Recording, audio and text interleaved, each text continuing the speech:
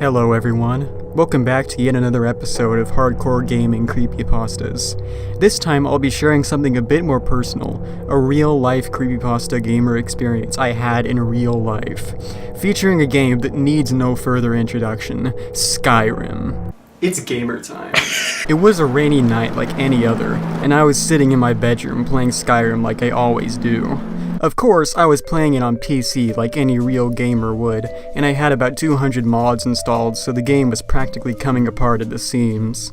In order to make it playable and running at 1080p and 144 frames per second, I had to run it on the lowest settings, and install a special mod to make all the textures 1 pixel wide and 1 pixel tall, so it basically looked just like Oblivion.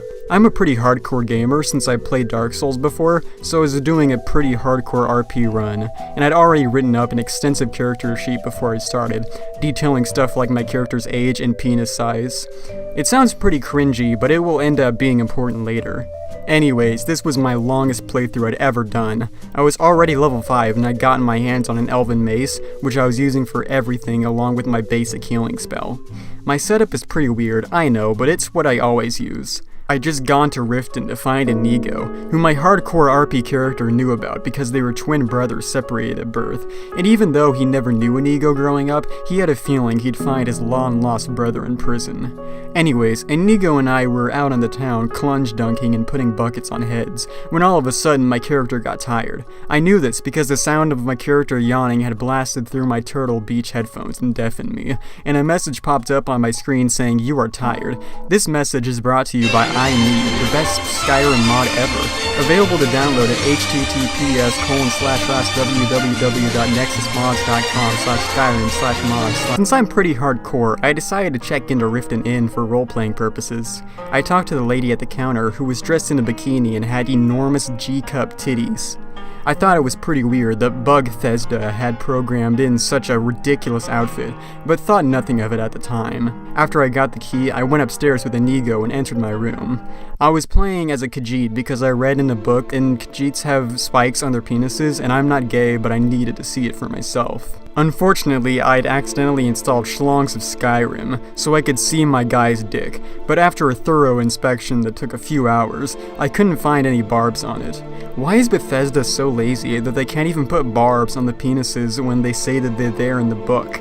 I mean, this is Bethesda we're talking about, who was so incompetent at making games that they had to hire Obsidian to make Fallout New Vegas, and Obsidian made Fallout 3 look like Sonic 06, am I right? Needless to say, I was pretty bummed about the penis, so I'd grabbed a bit of vodka from upstairs and was drinking it while I played.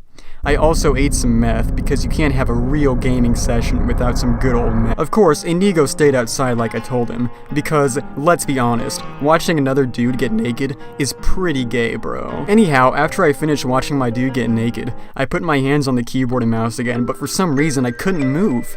I tried checking the USB cables and everything was plugged in. I was about to try and press escape and close the game, but all of a sudden something really weird happens.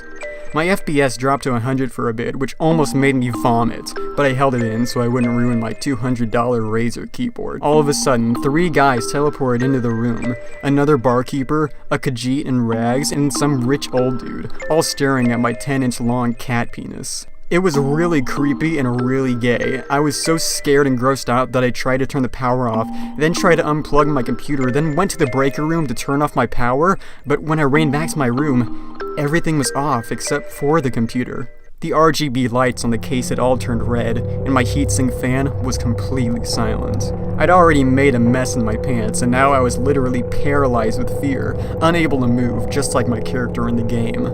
Every muscle in my body felt stiff, and I was sweating hard enough to drown a small child. As I watched in horror, the old man in the middle slowly licked his lips, an animation I didn't even know was in the game. He yelled out, "I saw it first," pulled out a knife, and started to swing at the other 2 guys. After about 20 seconds, the other 2 men had died, and only the fabulous old man was left standing. After standing there, and staring at my cat penis for almost 1 minute, he took the knife, held it against the side of his neck, and decapitated himself with one swift cut. After that, my computer blue screened and turned off to avoid frying the CPU. I collapsed to the floor in a wet mess, heaving my shoulders as I sobbed uncontrollably. I felt like I'd just been raped by Skyrim. For 5 days after that, I didn't talk to anybody. My mom would come downstairs to bring me chicken nuggets, and I wouldn't even look at her.